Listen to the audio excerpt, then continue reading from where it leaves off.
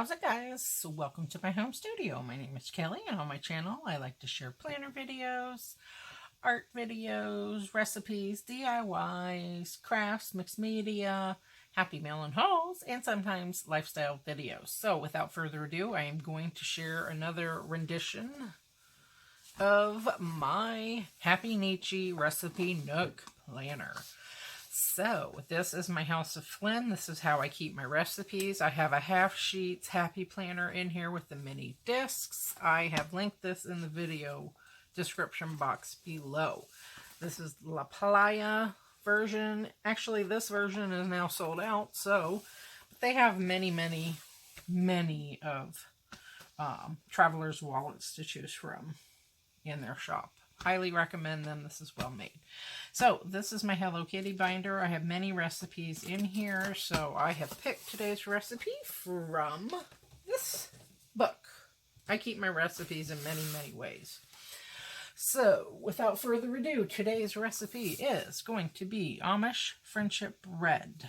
Now, I've had this recipe for the life of me. I cannot recall the name of the person who gave this to me. But somebody gave this to me, and it's so good. Oh my goodness. So that is what I'm going to be doing today. And I pulled my stickers from the Happy Planner Happy Quotes, as well as the Fun Florals sticker books.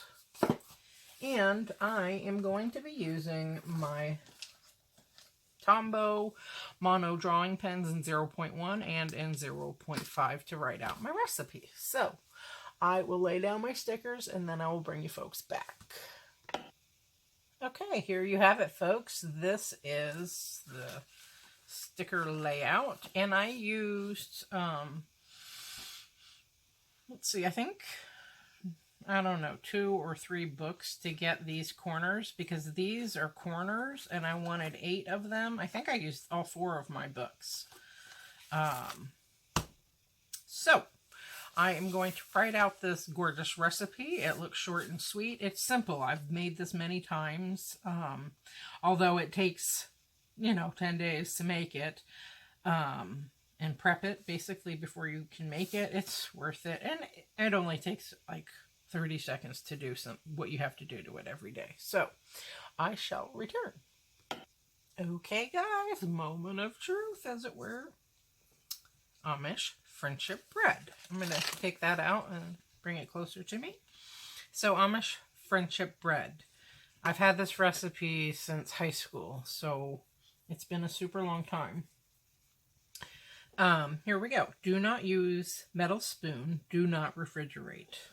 Those are very important tips, otherwise it won't work right. Day 1, so this is under the premise that someone's given you a bag. Okay, this is what you do. Day 1, do nothing. Day 2, mush bag. Day 3, mush bag. Day 4, mush bag. Day 5, mush bag. Day 6, add 1 cup flour, sugar, and milk to bag and mush. Day 7, mush bag and let air out. Day 8, mush bag and let air out. Day 9, mush bag and let air out. Day 10, add 1 cup flour, sugar, and milk to bag. Stir with wooden spoon. Pour 4 1-cup starters into large Ziploc bags and give them to friends. Pour what is left into a large bowl and add 1 cup of oil, a half a cup of milk, 3 eggs, and 1 teaspoon of vanilla. Okay? Now, here is your starting point. In a separate, like if someone did not give you a bag of this beautiful bread starter, this is what you do. In a separate bowl, mix 2 cups of flour, 1 cup of sugar, half a teaspoon of salt, half a teaspoon of baking powder, half a teaspoon of baking soda, 1 large box of instant vanilla pudding, and they sell the kind of pudding with vegetarian gelatin at the grocery store. You just have to look for it if you do not eat pork gelatin, because that, I've called all of the companies over the years, and that's how they do it. So 1 cup pecans or walnuts, and that's optional, and 2 teaspoons of cinnamon. Okay? Add all dry ingredients to wet mixture. Okay? And your wet mixture would be the part that I just read with the milk and whatnot. So day 10 is your actual starting point. Okay? But you just have 2 separate bowls. So add all dry ingredients to wet mixture and mix thoroughly. Pour into 2 well-greased loaf pans that have been coated with a sugar and cinnamon mixture. Sprinkle extra on top and bake at 325 degrees for 1 hour. Enjoy! And it says you can use self-rising flour as a note. So that is how you do it. It's super easy. So if someone does not give you a bag, you just start with day 10 and go from there. Okay? And then just follow the directions from point 1 and just go down. Of course, you know, you would omit baking it, obviously. So, because you need to do all that. Mush the bag and do nothing, and mush the bag and let the air out and whatnot. So it's fun.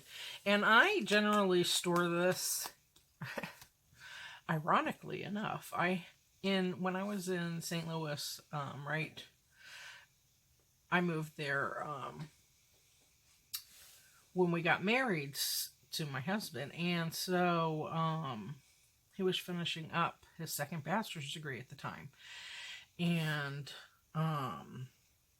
starting on his master's. But in any event, so they have a lot of Amish stores there, and so I bought an Amish bread box. I bought a lot of Amish furniture, just little pieces, and I love them to pieces. I always have, because, you know, I've traveled when I was growing up and whatnot, so I had seen them, you know, in their horse and buggy before.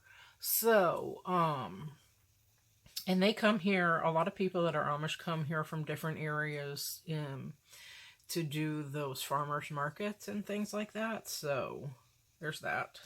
But, yeah, I always have loved that. But the point is I store mine in a dark place, and it just so happens to be an Amish bread box. So it's dark and no light gets in. So that is how I do it.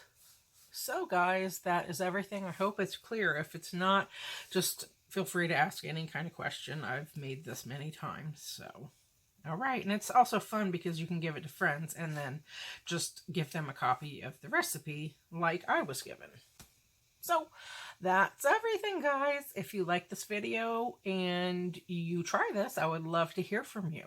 So thank you ever so kindly for watching. I hope you consider subscribing to my channel, and I wish you all a beautiful day.